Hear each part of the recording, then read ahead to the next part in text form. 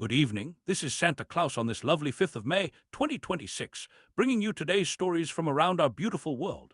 My heart is particularly warm today as we celebrate Cinco de Mayo, a reminder of how ordinary people, those indigenous Mexican farmers and laborers under General Ignacio Zaragoza, stood together against seemingly impossible odds at the Battle of Puebla in 1862. Their courage reminds me of the importance of standing up for what's right, even when the challenge seems overwhelming. Today, I must share news of the fragile ceasefire between the United States and Iran. As Defense Secretary Pete Hegseth wisely noted, we're not looking for a fight. Right now, the ceasefire certainly holds, but we're going to be watching very, very closely. My heart aches when I see tensions in the Strait of Hormuz, where ships carrying precious resources for many nations wait to pass safely. Let us pray for wisdom among leaders on both sides, that they may find peaceful solutions that protect innocent lives. Meanwhile, across the globe in China's Hunan province, my heart is heavy with the tragedy at a fireworks factory where 26 precious souls were lost and 61 were injured. The explosion has prompted President Xi Jinping to order a thorough investigation. I'm heartened to see over 1,500 brave rescuers, firefighters, medical workers, and police coming together to help those in need. In times of such sorrow, it's the kindness and selflessness of helpers that shines brightest. Let us pause for a moment and reflect on the concerning news of Nobel Peace Prize winner Narges Mohammadi, who remains imprisoned in Iran. Her supporters say she is between life and death after being hospitalized. This brave woman has dedicated herself to women's rights and opposing the death penalty. As her lawyer poignantly said, "We are not just fighting for the freedom of Narges, we are fighting so that her heart continues to beat." May mercy and compassion prevail in her case.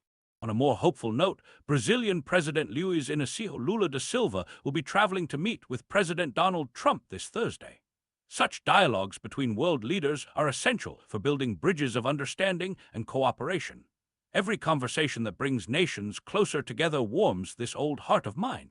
In Venezuela, there appears to be a small glimmer of economic improvement, with inflation easing to 10.6% in April from 13.1% in March.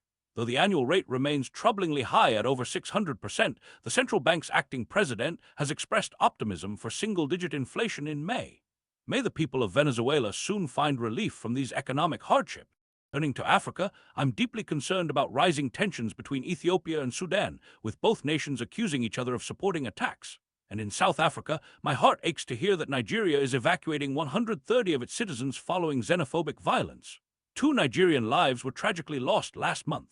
Remember, my dear friends, that we are all brothers and sisters in this world, regardless of where we come from. Treating others with kindness and dignity is the greatest gift we can give. In Ukraine and Russia, there's a small sign of hope as both countries have declared temporary truces. Russia announced a ceasefire for Friday and Saturday to mark the 81st anniversary of the defeat of Nazi Germany, while Ukraine's President Zelensky responded by declaring his country would observe a truce beginning Wednesday. May these brief pauses in hostilities open doors to lasting peace. In technology news, Apple is exploring partnerships with Intel and Samsung to produce processors in the United States, potentially expanding beyond its longtime partner, Taiwan Semiconductor Manufacturing. Such developments remind us that cooperation and diversification can create new opportunities. Finally, in European politics, Romanian lawmakers have voted to topple Prime Minister Ilie Balagin's pro-EU government in a no-confidence vote, raising concerns about the country's financial stability. In these uncertain times, I hope the good people of Romania can find a path forward that serves the needs of all citizens. As I conclude tonight's news, remember that even in our troubled world, acts of kindness, compassion, and understanding shine like stars in the darkness. Each of us has the power to make a difference through simple gestures of goodwill toward our neighbors.